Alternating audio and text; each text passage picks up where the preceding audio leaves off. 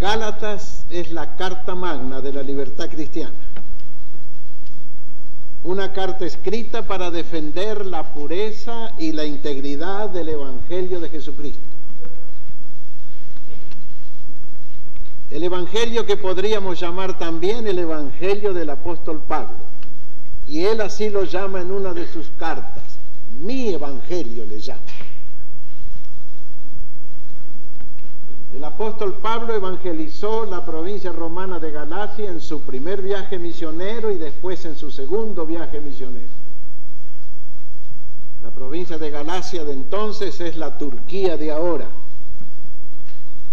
Era una provincia romana habitada por griegos y judíos.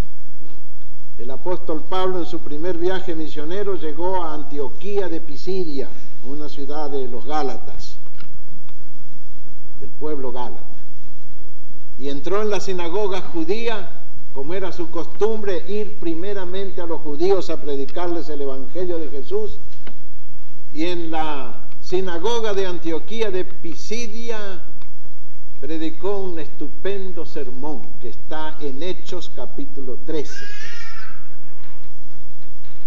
Un sermón donde dice una de las palabras más grandes de toda la Biblia. Le dice a los judíos de la sinagoga: de todo aquello que por la ley de Moisés no pudieron ustedes ser salvados, en Cristo es salvado todo aquel que cree. Ahí está el corazón de la buena noticia que hay que dar al mundo, el corazón del Evangelio. El hombre ha buscado afanosamente salvarse, escapar de la condenación del infierno y la muerte eterna, escapar de las miserias, dolores de la vida, encontrar algo de paz a su corazón atribulado, encontrar un poco de serenidad para su alma a través de las religiones y de las leyes y reglamentos que imponen todas las religiones. Todas las religiones de este mundo, comenzando por la religión judía, ponen cargas pesadas sobre los hombros de los creyentes en esas religiones. Y no hay ninguna religión en este mundo que no imponga cargas morales o cargas organizacionales o lo que fuere sobre sus seguidores. Podemos decir que todas las religiones de este mundo son un sistema no de salvación, sino de carga, opresión, obligación, sin libertad. El apóstol Pablo iba llevando a todas partes, primeramente a los judíos y después a los griegos, un mensaje de libertad, un mensaje de liberación, un mensaje de salvación concentrado en Jesucristo, Hijo de Dios, que había muerto en la cruz del Calvario, había sido sepultado y había sido resucitado también en el poder de una vida indisoluble para ofrecer a los hombres perdón y salvación gratuitos. El apóstol Pablo predicaba eso por todo el imperio romano y había llegado a la sinagoga de Antioquía de Pisidia, se había reunido una cantidad de gente y él les había hablado que en Cristo Jesús, solamente en Cristo, por su obra ya cumplida y perfecta del Calvario, el hombre encuentra salvación.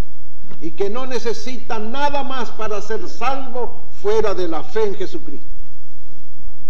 Justificación o salvación por la sola fe en Cristo. Ese era el mensaje de Pablo, ese era el Evangelio de Pablo. Y el impacto que causó en la sinagoga de Pisidia, de Antioquía de Pisidia, fue fenomenal. Todos los griegos que tenían la costumbre de asistir a la sinagoga, gente griega desilusionada de sus filósofos y de la mitología griega y que buscaban algo mejor para sus vidas y que estaban siguiendo la religión de los judíos porque les parecía la mejor, pero cuando oyeron de que había un Señor viviente que podía salvar sin necesidad de leyes, sin necesidad de obras, sin necesidad de méritos, sin necesidad de religión, estos griegos alborozados recibieron el mensaje del apóstol Pablo. Y no bien terminó su sermón, los judíos fruncieron el ceño porque sospechaban los judíos de cualquiera que viniera a predicar contra la ley de Moisés y las tradiciones y la religión. Los judíos fruncieron el ceño, pero aquellos griegos, con un corazón exultante de gozo, dijeron: Pablo, ven el próximo sábado a hablarnos de lo mismo. Y así fue.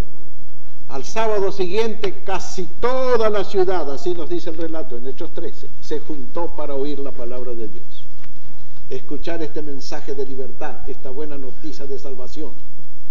Empezaron a escuchar cosas que nunca antes habían escuchado, que Dios es amor, por ejemplo, que Dios es el Padre amante de todos los hombres, que quiere recibir a todos en su seno. Empezaron a escuchar que la sangre que había derramado Jesús en el Calvario años antes era suficiente, perfectamente suficiente para limpiar el corazón de pecado y la conciencia de malas obras. Y este mensaje era tan vivo, era tan vital, tan dinámico, tan entusiástico, que toda la ciudad se juntó a escuchar esto. Si hubiera venido un exponente de la ley de Moisés a dar conferencias sobre el Pentateuco, sobre los 10 mandamientos, no hubieran ido, ya estaban hartos de escuchar esas cosas. Si hubiera venido algún filósofo griego a hablarles acerca de filosofía de Aristóteles, Platón o Sócrates, o de escribir la poesía de Homero y la mitología griega, no hubieran ido, estaban hartos de mitología. Pero cuando viene uno a decirles: Dios los ama, y los amó de tal manera que ha enviado a su Hijo Jesucristo a morir en la cruz del Calvario para que ustedes, creyendo en Él, sean librados de la muerte y tengan la vida eterna, eso sí escuchaban, eso sí les gustaba. Eso tocaba sus necesidades, eso tocaba su corazón, eso llegaba a sus almas. Eso era lo que ellos estaban ansiando durante toda su vida. Alguien que les venga a decir: Dios te ama, Cristo murió por ti, si tú crees en Jesucristo vas a ser salvo. Y este era el mensaje que predicaba Pablo, y por eso recogía frutos en todas partes. Porque ¿a quién le gusta escuchar malas noticias? A nadie. ¿A quién le gusta escuchar de deberes y de obligaciones y de impuestos y de pagos y de todo esto? A nadie. Pero ¿a quién no le gusta escuchar una palabra de salvación, una palabra de perdón, una palabra de gracia? A todo el mundo. El hombre no responde espontáneamente a las leyes, pero sí responde espontáneamente a la palabra perdón o a la palabra gracia. Bien, el apóstol Pablo predicó este mensaje por toda la Galacia en sus 2 viajes. Se convirtieron miles de personas por todas las provincias de Galacia, una provincia enorme, lo que ahora es Turquía. Se formaron congregaciones cristianas. Creían en Jesucristo aquellos griegos y aquellos judíos, unos pocos judíos, unos muchos griegos. Creían en Jesucristo, recibían el Espíritu Santo, estaban llenos de gozo. Allí en el capítulo 13 de los Hechos, al final dice: y todas las iglesias estaban llenas de gozo y llenas del Espíritu Santo. Ese es el fruto, el resultado de aceptar el Evangelio: estar lleno de gozo, estar lleno del Espíritu Santo, estar lleno de fe en Cristo, estar lleno de amor, estar lleno de alegría. Eso es Evangelio, eso es cristianismo verdadero. Pero el apóstol Pablo era misionero itinerante, era viajero. Él andaba de pueblo en pueblo. Al fin tuvo que dejar a Galacia y se fue, pero dejó iglesias fundadas, iglesias establecidas, congregaciones a los cuales él mismo les nombró ancianos y les nombró diáconos. Y se fue, tenía que seguir. Cristo lo había mandado a predicar a todos los gentiles. Y después que el apóstol Pablo se fue de Galacia, entonces vinieron otra clase de gente.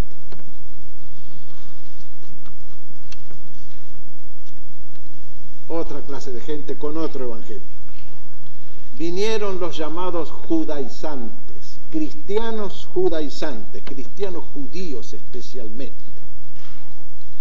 especialmente venidos de Jerusalén, la Meca del judaísmo.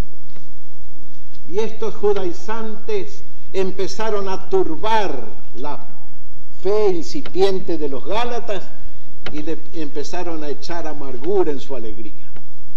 Estos empezaron a decir: no, la sola fe no basta, el arrepentimiento y la conversión no bastan, tienes que también guardar la ley de Moisés, tienes que circuncidarte. someterse a esa tremenda y dolorosa operación, inútil por lo demás. Tienes que guardar los días y las fiestas y los años. Tienes que guardar el día séptimo, tienes que guardar el día de Pentecostés y el día de Pascua y el día de perdón y todas las fiestas judías. Tienes que observar los años, el ciclo de años de la ley judía. Cada 6 años, un año de descanso, cada 49 años, un año de jubileo, etcétera, etcétera, etcétera. Es decir, que aquellos judaizantes estaban empañando el evangelio puro y limpio que Pablo les había predicado. Estaban echando a perder la buena noticia, estaban mezclando el mensaje del amor de Dios con las cosas que son de las religiones y nada más. Y claro, cuando esta noticia llegó al apóstol Pablo, que sus amados Gálatas estaban guardando el sábado y estaban circuncidándose y estaban observando la ley de Moisés y estaban absteniéndose de las comidas que prohíbe la ley de Moisés, explotó, realmente explotó. Esta carta de los Gálatas no es una carta amable, una carta, digamos, amorosa, cariñosa como es Filipenses. Pablo se enoja, y se enoja con ese celo santo, con esa ira santa del que tiene una verdad que defender. Yo me enojo muy pocas veces, casi por nada. Pero si hay algo que me enoja es cuando quieren empañar el Evangelio de Jesucristo también y echar a perder la buena noticia de que Dios perdona al pecador sin más requisito que su fe en Jesucristo. Entonces me enojo también. Me enojo muy poco, ustedes sabrán ya. Pero cuando se predica el antievangelio, sí me hace enojar. Entonces Pablo tiene que escribir, abuela pluma, como se dice, escribir esta carta a los Gálatas. Y no bien le llegó la noticia de que los Gálatas estaban guardando el sábado y circuncidándose y cumpliendo la ley de Moisés y habían perdido toda la alegría primera y estaban todos confusos y estaban todos alicaídos. De una sentada escribe la carta. Y es la carta que tenemos aquí, la carta del apóstol Pablo a los Gálatas, la carta magna de la libertad cristiana. Y vamos a considerar el bosquejo presentado para hoy. Leamos ahora Gálatas capítulo 1, abramos nuestras Biblias en este capítulo y hagamos de cuenta que somos una iglesia de Galacia. Vamos a hacer de cuenta, vamos a echar a volar la imaginación en esta mañana. Vamos a hacer de cuenta que no somos la primera iglesia del Pacto de Los Ángeles, California, sino que somos la iglesia, digamos, de Antioquía de Pisidia, la que primera recibió este mensaje de gloria. Han venido a nuestra iglesia una cantidad de judaizantes que predican el sábado, que predican la ley, que predican la circuncisión, que nos mandan cumplir todo lo que mandó cumplir Moisés. Y hemos perdido la alegría de la conversión y hemos perdido el primer amor y hemos perdido el gozo que teníamos tiempo antes cuando nos predicó el apóstol Pablo y nos dijo solo en Jesús hay salvación. Y aquí está toda la iglesia reunida y aquí uno de los ancianos de la iglesia tiene la carta escrita por el apóstol Pablo. Una carta que está escrita en griego, traducida por suerte para nosotros al español. Y comienza el anciano a leer. Pablo, apóstol, no de hombres ni por hombre, sino por Jesucristo y por Dios el Padre que lo resucitó de los muertos.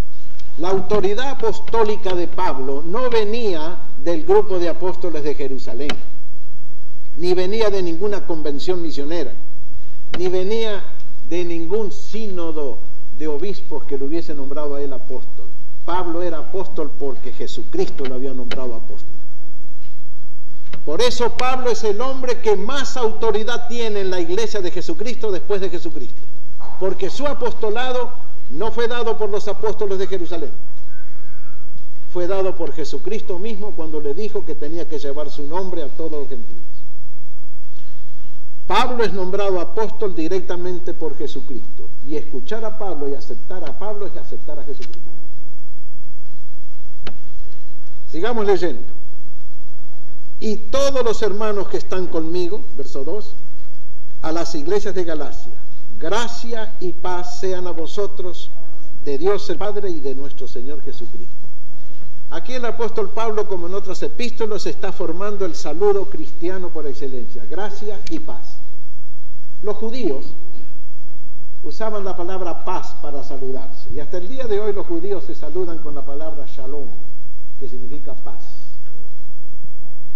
Para el judío la palabra paz significaba prosperidad, salud y bienestar. Los griegos se saludaban con la palabra gracia, usaban una palabra parecida a la palabra gracia. Los griegos entendían mejor el concepto de gracia que los judíos. ¿Saben por qué? Porque Jehová, el Dios de los judíos, o como lo entendían los judíos, nunca le daba gracia a nadie. En cambio, los dioses griegos, falsos como eran, solían dar gracia o dar perdón gratuito a alguna persona. Y los griegos conocían muy bien por su historia que cuando una persona era derrotada en una pelea de gladiadores o en una batalla, podía pedirle gracia al vencedor, y si el vencedor quería, le concedía la gracia y lo perdonaba. Por eso los griegos entendían mejor la palabra gracia que los judíos.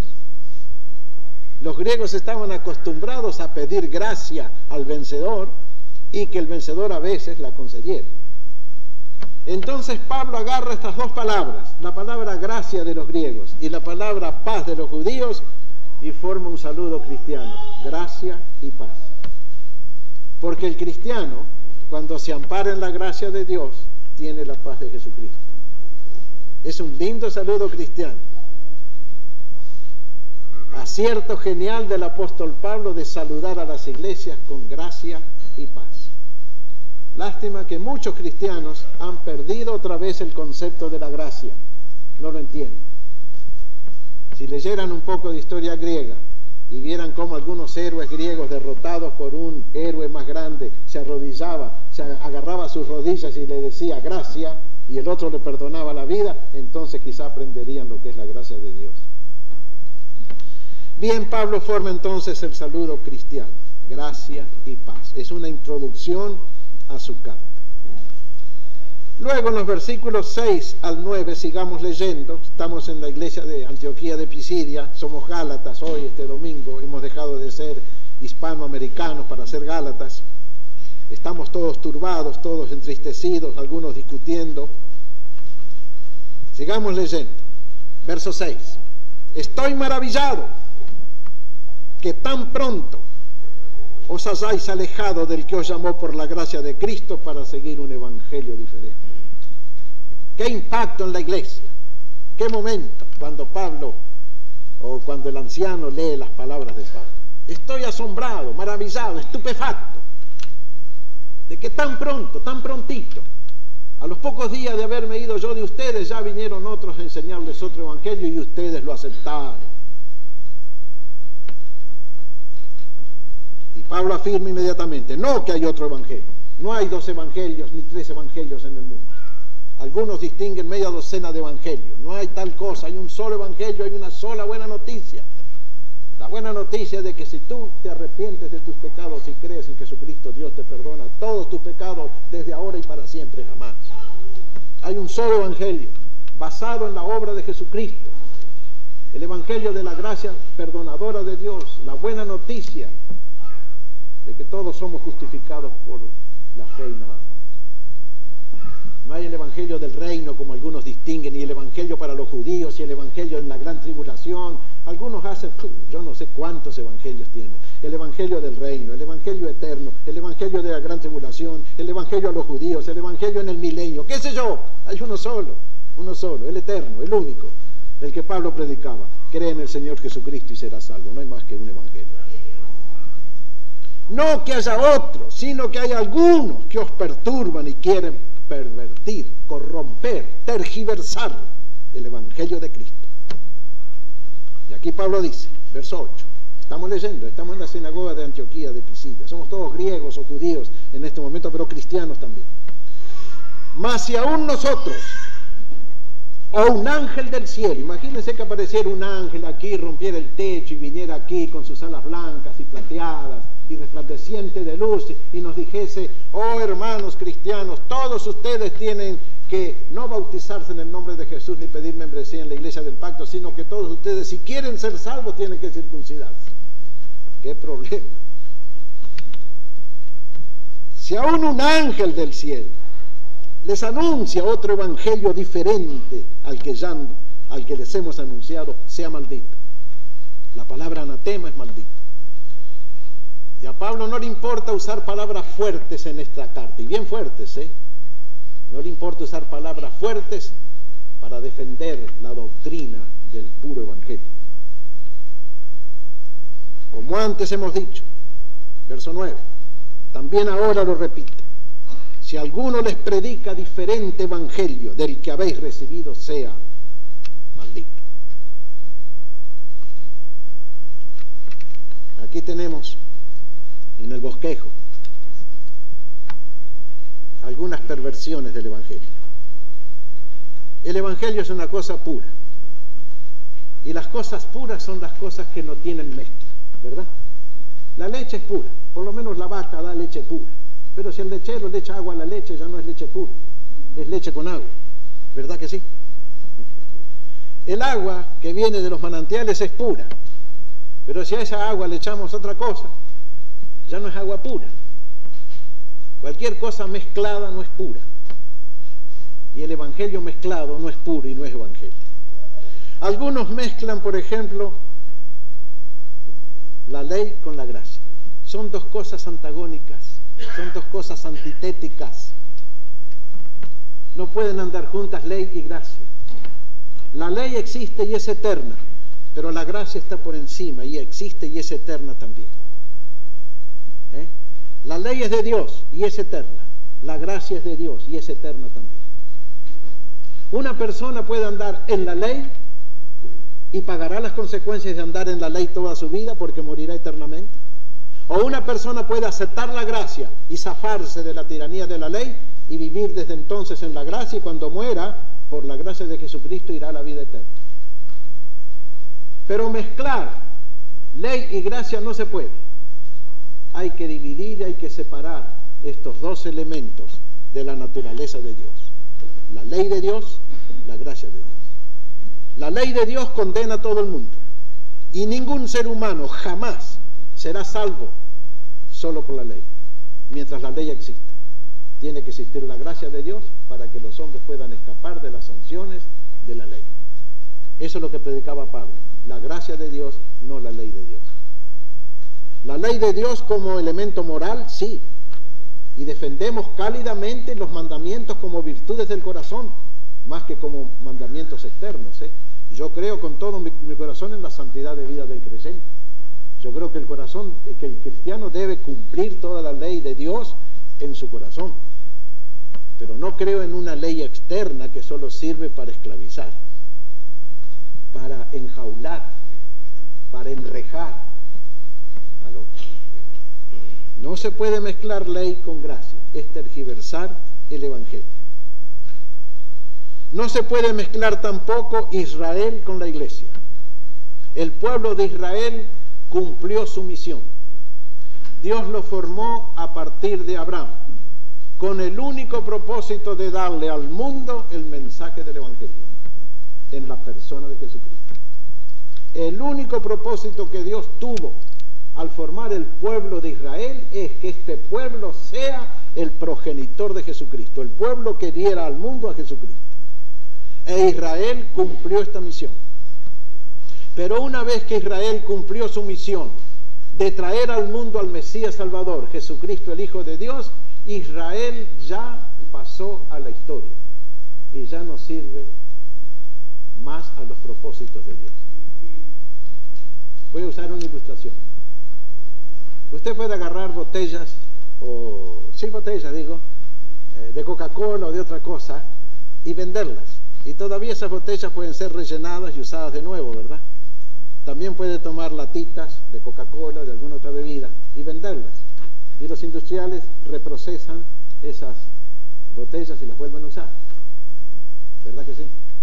Eso se llama el proceso de reciclamiento, muy popular en estos tiempos. Usted puede agarrar casi cualquier envase y volverlo a usar para los mismos fines y propósitos. Pero díganme ustedes, ¿A quién se le ocurre juntar cáscaras vacías de huevo y llevarlas a que se los rellenen? A nadie, ¿verdad? ¿Cómo va usted a romper un huevo y va a guardar las cáscaras para que luego le rellenen esas cáscaras y le den otro huevo? A nadie se le ocurre eso, ¿verdad? La cáscara, una vez rota, ya no sirve para nada, más que para ser arrojada a los desperdicios.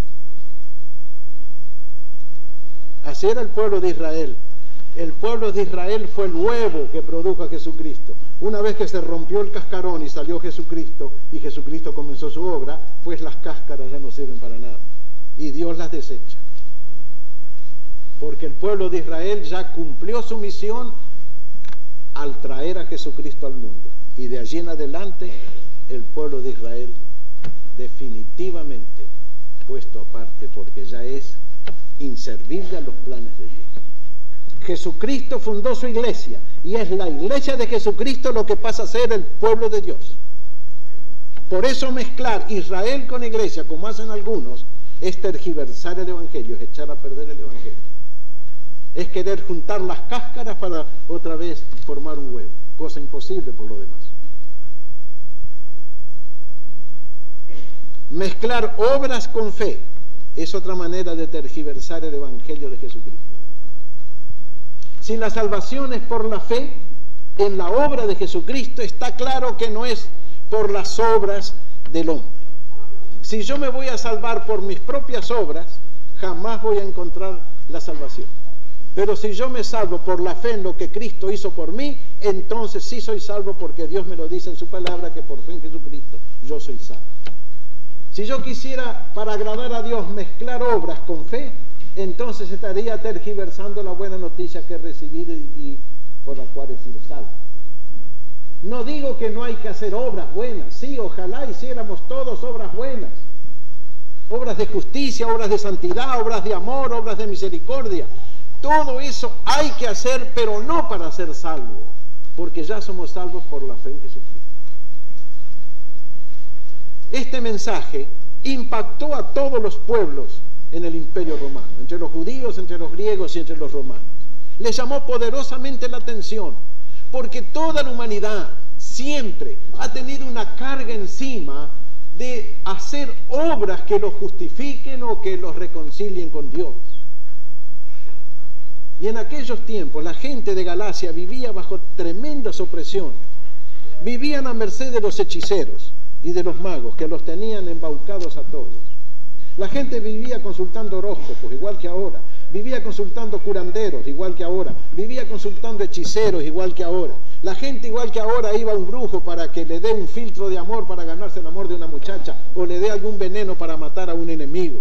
La gente vivía pendiente de los sacerdotes griegos, de los sacerdotes persas, de los sacerdotes egipcios y babilónicos. La gente vivía pendiente de los exorcistas que andaban exorcizando demonios aquí por allá, cobrando dinero. La gente vivía bajo una opresión, bajo una esclavitud religiosa, y siempre haciendo obras, tratando de recibir algún beneficio, de recibir alguna misericordia, de librarse de alguna enfermedad, o librarse de la mala suerte, o de algún daño, del mal de ojo, o de aquí y de allá, de las miles de supersticiones que enturbian la mente y el corazón de la humanidad. En aquellos tiempos la gente vivían como viven ahora, presas de las supersticiones, presas de las religiones falsas. Vivían en angustia. Salían a la calle y si se les cruzaba un gato negro por delante, decían vamos a tener mala suerte. Si rompían el espejo, decían vamos a tener 7 años de mala suerte. Si volcaban sal en la mesa, decían algo malo nos va a pasar hoy. Vivían víctimas de la ignorancia religiosa. Y ni los judíos, ni los griegos, ni los egipcios, ni los babilonios con sus religiones les daban ningún alivio, ninguna paz, ninguna calma. Viene Pablo a decirles, Dios los ama, Cristo murió por ustedes, la salvación es gratuita, y aquellos hombres abrieron su corazón, abrieron su alma y recibieron este mensaje de salvación. Lástima que después vinieron los judaizantes y les echaron agua fría sobre su entusiasmo. No se puede mezclar obras con fe, no se puede mezclar religión externa con sentimientos internos. Digámoslo una vez más, por favor. El judío tenía una religión externa, una serie de disposiciones de la ley que eran interminables. Si una persona recogía una espiga en día sábado y se la comía porque estaba muerto de hambre, lo condenaban por haber cosechado en día sábado. Miren ustedes qué ridiculez. Y mil otras disposiciones más. En el mundo griego vivían presos de las más tremendas supersticiones. Creían en demonios, en maleficios, en brujerías, en mal de ojo, en daños, en palabras, en gitanerías y todo eso. De paso, hay una audición radial donde el hermano que habla siempre dice al final que él ora para que Dios nos libre de nuestros enemigos y de los que quieren hacernos daño. ¿Saben que eso es de los gitanos y no es del Evangelio? Los gitanos siempre están diciendo, tienes a alguien que quiere hacerte daño, y es una mujer. Si es una mujer, le dicen, alguien te busca tu mal y es una mujer. Y claro, todas las mujeres se asustan y piensan enseguida cuál de sus amigas quiere hacerle daño. ¿No es cierto? Y si es un hombre, le dicen lo mismo. Yo sé que tienes un enemigo y es un hombre. Y enseguida uno piensa, ¿quién será? ¿Quién no será? Y la gitana le dice, si me das 5 pesos, entonces sí te voy a librar de tu enemigo. La gente vive víctima de eso. Pero cuando recibe el Evangelio de Cristo, no, se libra de eso. Se libra de eso. Y si ustedes ahora están consultando algún adivino o algún horóscopo, o están teniendo miedo que alguien les haga daño y buscan ustedes cómo librarse del daño, yo les digo, no lo hagan. Confíen en Cristo. Oren a Jesucristo, orando en todo tiempo, con toda deprecación y súplica en el Espíritu, por todos los santos. Y el Señor de paz les dará paz a sus corazones, les librará de esas supersticiones y de todas esas cosas malas. Pues la gente de Galacia vivía víctima de todos esos males del alma y del espíritu. No se puede pues mezclar religión externa que tenían los judíos, que tenían los griegos, que tenían los romanos, que tenían los babilonios, que tenían los egipcios, con sentimientos internos. El Evangelio es una cosa interna. El Evangelio comienza en el corazón del hombre. El Evangelio comienza cuando nos convertimos, cuando aceptamos a Jesucristo, y Jesucristo por el Espíritu Santo viene a nosotros y hace nido en nuestro corazón. Nace en nuestro corazón como una vez nació en el pesebre de Belén. De la misma manera que un día comenzó a formarse en el vientre de María para nacer 9 meses después en el pesebre de Belén, así Cristo, cuando lo aceptamos como Salvador, nace en nuestro corazón. Está ahí, empieza a formarse, empieza a desarrollarse, empieza a crecer dentro de nosotros. El Evangelio de Cristo es esencialmente una cosa interna. No son leyes externas, son virtudes internas. Y el creyente en Jesucristo, si cumple cabalmente con el Evangelio, empieza entonces a cambiar de vida y a vivir de una manera mejor y más pura, no porque tenga mandamientos que cumplir, sino porque tiene virtudes que desarrollar. Sentimientos que perfeccionar. La obra de la ley era una obra externa que actuaba de afuera hacia adentro, comprimiendo al hombre. El Evangelio, la gracia de Dios, es una fuerza interna que comienza de adentro, expandiendo, ensanchando la vida y el corazón. El apóstol Pablo usa la palabra ensancharse. Ensánchense también conmigo, les dice a los corintios. Esa es la diferencia entre mandamientos externos y sentimientos internos. Y el cristiano tiene que desarrollar sus sentimientos internos, las virtudes de Cristo. El cristiano tiene que desarrollar dentro de sí el amor de Cristo, la paz de Cristo, la dulzura de Cristo, la paciencia de Cristo, la ingenuidad de Cristo. Todas estas palabras usa el apóstol Pablo en sus cartas. El cristiano tiene que vivir como cristiano. Y lo vivirá de adentro hacia afuera cuando él permita que el Espíritu Santo que está en él desarrolle dentro de él las virtudes de Jesucristo. No se puede mezclar religión externa con sentimientos internos. Por eso el apóstol Pablo lo llamaban hereje, porque había dejado de guardar el sábado, había dejado de guardar la circuncisión, había dejado de guardar las comidas prohibidas por la ley, había dejado todo eso. Pero él llevaba a Cristo dentro de él. Y ese Cristo que vivía en él lo movía a ir por todas partes del imperio predicando la misma verdad. Por último, no se puede mezclar carne con espíritu. Muchos quieren practicar una religión carnal, una religión que se traduce en privaciones, Muchos ayunan y ayunan desesperadamente. No está malo el ayuno, es una cosa muy buena, tanto espiritualmente como físicamente. Purifica el cuerpo, alivia la tensión arterial, mejora la digestión y predispone para la oración. Pero si vamos a hacer del ayuno una obligación, ya es malo. Hace poco ocurrió en Perú una cosa interesante. Una hermana cristiana de las Asambleas de Dios fue elegida concejal en uno de los pueblos del Perú.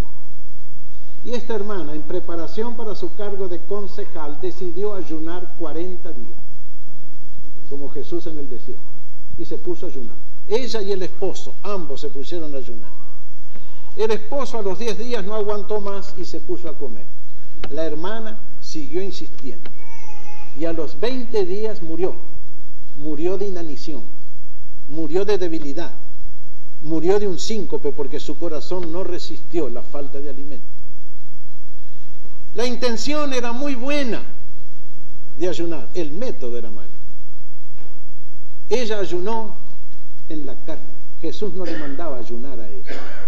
Mucho más le hubiera valido estudiar la palabra, orar, ayunar sí un día o dos, que no es malo, pero no exagerar la nota. Cuando uno exagera alguna obligación religiosa, pasa de ser espiritual a ser carnal y ya pierde toda la eficacia.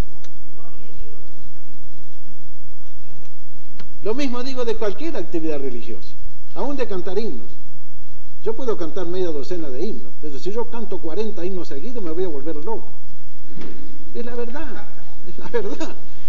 La Biblia, la lectura de la Biblia, yo me deleito leyendo la Biblia un par de horas, pero si yo voy a estar como Pepe Ense, uno de mi pueblo que la leyó 45 días y se volvió loco, me voy a volver loco yo también. Cualquier exageración religiosa pasa de ser espiritual a ser carnal, sin darnos cuenta. Y no se puede mezclar lo carnal con lo espiritual. No se puede mezclar. La carne con el espíritu no se mezcla. Algunos tienen una religión psíquica. Se imponen a sí mismos una, ¿cómo diría? Una disciplina feroz. Yo voy a ayunar, yo voy a orar, yo voy a hacer vigilia, yo voy a leer, yo voy a testificar, yo cada día voy a salir a repartir sotanas. Y se imponen a sí mismos una carga que quizá Cristo no se las ha puesto. Y por eso sufren. Y por eso pierden el gozo. Y por eso pierden el ánimo. Y por eso pierden a veces aún hasta la fe. ¿Por qué? Porque no siguen lo espiritual, sino siguen lo carnal, lo psíquico, lo meramente humano. En el Evangelio de Cristo hay libertad, hay vida abundante. Si ustedes quieren saber cómo se puede ser espiritual y al mismo tiempo vivir en la carne, estudien la vida de Jesucristo y la vida de Pablo, y allí van a encontrar ustedes la respuesta al problema. El apóstol Pablo dijo: sean imitadores de mí como yo lo soy de Cristo. Ahí tenemos los dos modelos para la vida cristiana, Jesucristo y el apóstol Pablo. Inspirémonos en ellos, andemos como ellos anduvieron, vivamos la vida como ellos la vivieron, y vamos a ser inmensamente cristianos, y vamos a ser inmensamente felices, y vamos a ser inmensamente espirituales. Amén y amén. El que predicare otra cosa, no lo digo yo, lo dice Pablo, el Espíritu Santo por medio de Pablo, sea anatema. Por último, para finalizar, la integridad de Pablo y su ministerio, verso 10, un versículo magnífico, un programa de vida para todos los predicadores y todos los pastores y todos los misioneros. Pues, ¿busco ahora el favor de los hombres o el favor de Dios? Yo podría ganar el favor de mucha gente predicando ciertas cosas del gusto de la gente. ¿O trato yo de agradar a los hombres? Si todavía yo agradar a los hombres, dice Pablo, no sería siervo de Cristo. Tremenda carga la que tiene el predicador del Evangelio y el expositor de la verdad. Ser fiel a Jesucristo y no a las opiniones de la gente. Y aunque nos enemistemos con todo el mundo, pero si predicamos la verdad como Dios nos ha mandado predicarla, estemos tranquilos y contentos. Estaremos agradando a aquel que nos tomó por soldados y no a aquellos que están sirviendo a Satanás, el diablo, o a otra cosa. Resumiendo lo dicho en esta mañana, hay un solo evangelio, el evangelio de la gracia de Dios. Dios pudo sobrepasar su ley y extender el perdón salvador al mundo entero, porque Jesucristo, Hijo de Dios, había muerto en la cruz del Calvario llevando sobre su cuerpo el pecado de todos nosotros. Porque Jesucristo murió por mí y por mí sufrió mis pecados, Dios puede extenderme a mí su gracia salvadora. Yo la acepté hace 39 años y desde entonces predico la misma cosa.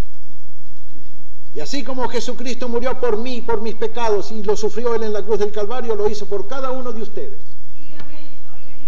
Y si cada uno de ustedes, mis hermanos y mis amigos, se ampara en esta gracia y acepta el perdón gratuito que Dios le ofrece en Jesucristo, usted será salvo en esta mañana.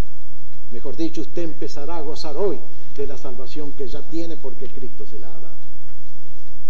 Y vamos a orar, vamos a hacer una oración. Después de esta oración, si hay alguna persona que quiere aceptar a Jesucristo como su Salvador, podrá hacerlo públicamente. Vamos a orar. Es un momento solemne. Queremos guardar silencio y reverencia. Vamos a orar.